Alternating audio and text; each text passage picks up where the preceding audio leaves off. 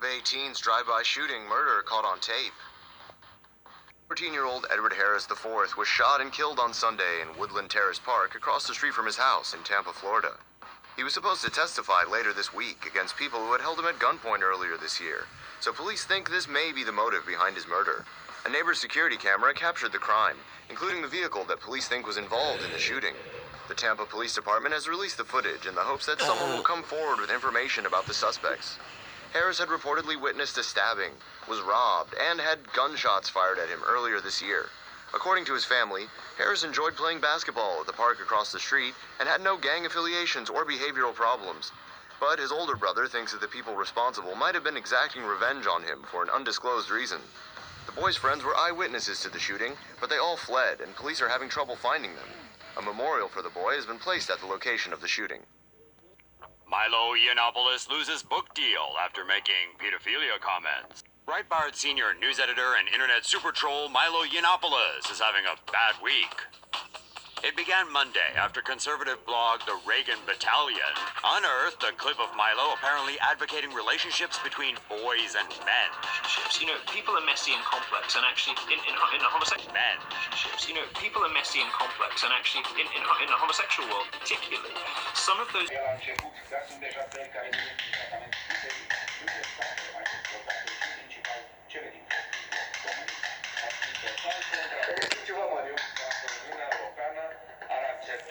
This got Milo canned from a keynote speaking slot at this year's Conservative Political Action Conference. Meanwhile, his upcoming book, Dangerous, was canceled. Critics say his words in the clip advocate sexual relations between older men and young boys. Those defending Milo reckon his comments are being blown way out of proportion.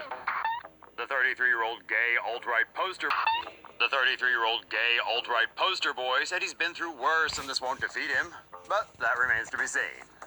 According to Fox Business, furthest of the far-right news site, Breitbart is reportedly considering giving him the axe. His usual haters include lefties and SJWs, but now it looks like Milo's got folks on both sides of the political spectrum coming after him.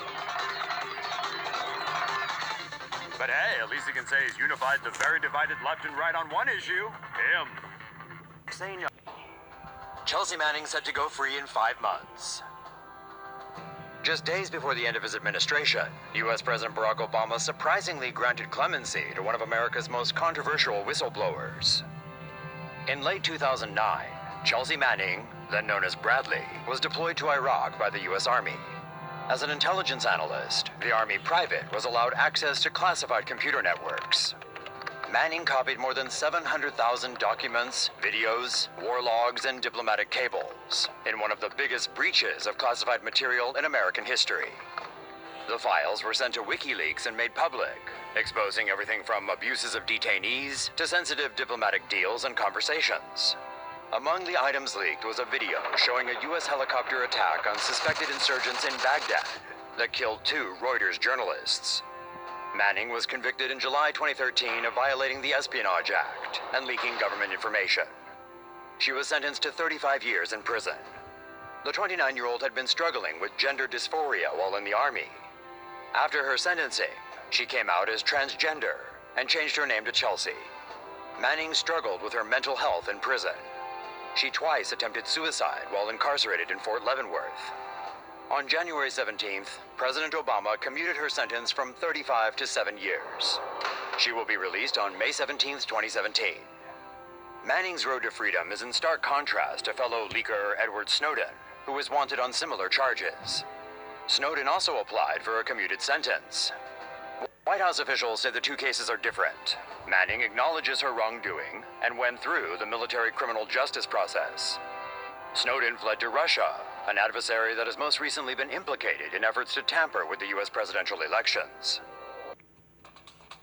Hacked emails show cozy Clinton relationship with journalists. A leaked email published by WikiLeaks shows New York Times reporter Mark Leibovich let Hillary Clinton's staff edit a story he was writing about her. "We went along as it provided our only entree to the subject," Leibovich tweeted after she was caught out. Meanwhile, in a document published by The Intercept, then Political reporter Maggie Haberman was singled out as a friendly journalist who had teed up stories for Clinton. Haberman, who is now with the New York Times, won't talk about it. These are just two examples of how the Clinton campaign uses access to shape the narrative. They were exposed during the release of Clinton's emails by WikiLeaks and Russian hacker persona Gufficer 2.0. To be sure, every presidential campaign does this, but this is the first time they've left such a damning paper trail. It's just unfortunate that it probably comes to us courtesy of Russia. Mailman busted for getting it on with stranger's dog. The long-standing relationship between our pet dogs and the mailman is typically a fun one, until someone comes along and screws the pooch. 21-year-old Brian Chapman, a neighborhood postman in Polk County, Minnesota, and along his route, he has one favorite house he likes to deliver mail to. At this particular house, Chapman prefers to leave packages in the garage and then spend some quality time there with the homeowner's dog.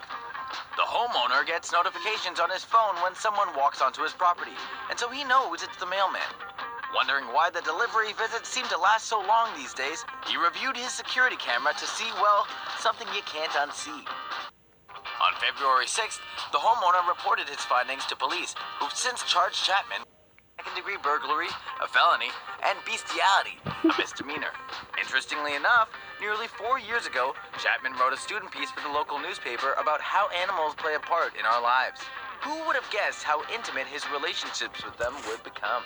He probably won't be delivering the mail anymore either. Shoutouts to Patreon patron Chris Simpson for nudging us into animating this special slice of nasty. Thanks, Chris!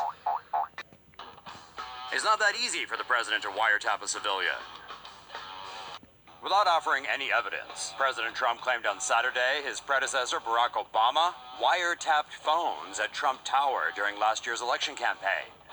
The president or intelligence agencies have to jump through a series of hoops to wiretap a target legally. The target would either need to be suspected of engaging in criminal activity or of being an agent of a foreign power. To obtain a Foreign Intelligence Surveillance Act or FISA order, the FBI must first work with the Justice Department's National Security Division to make their case. That declaration must be signed by a senior intelligence officer, usually the FBI or CIA director, certifying the purpose is to collect foreign intelligence that cannot be obtained through normal investigative channels. A senior justice official then has to approve the order. Only 3 officials have this authority: the Attorney General, the Deputy Attorney General, and the head of the National Security Division. Final approval rests with a judge of the Special FISA Court.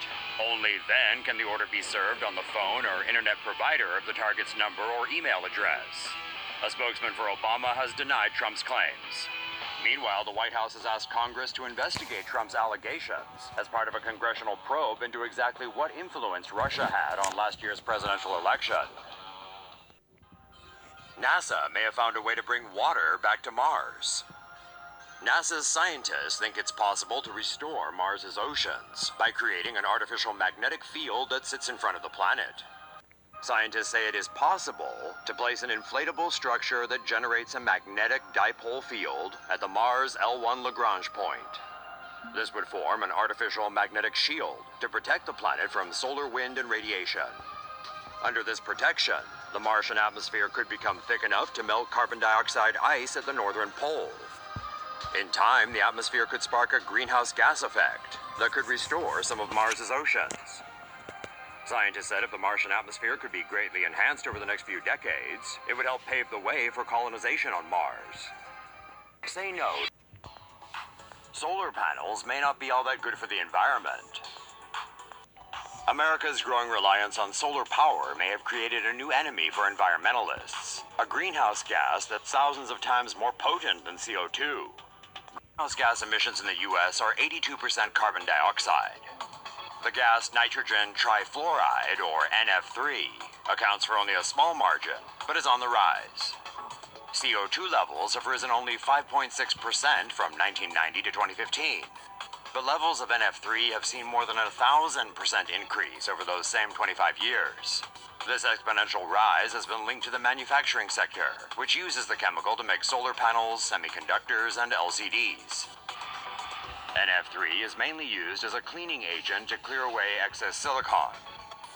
Though mostly eliminated during use, a small percentage is leaked into the atmosphere. It's unclear exactly how much has been leaked, but scientists warn that NF3 is highly effective at trapping heat and can remain in the atmosphere for up to 740 years. Scientists warn that NF3, when combined with CO2 and other greenhouse gases, could lead to a climate problem, especially with NF3 emissions rising not only in the US, but in growing solar markets in Asia as well.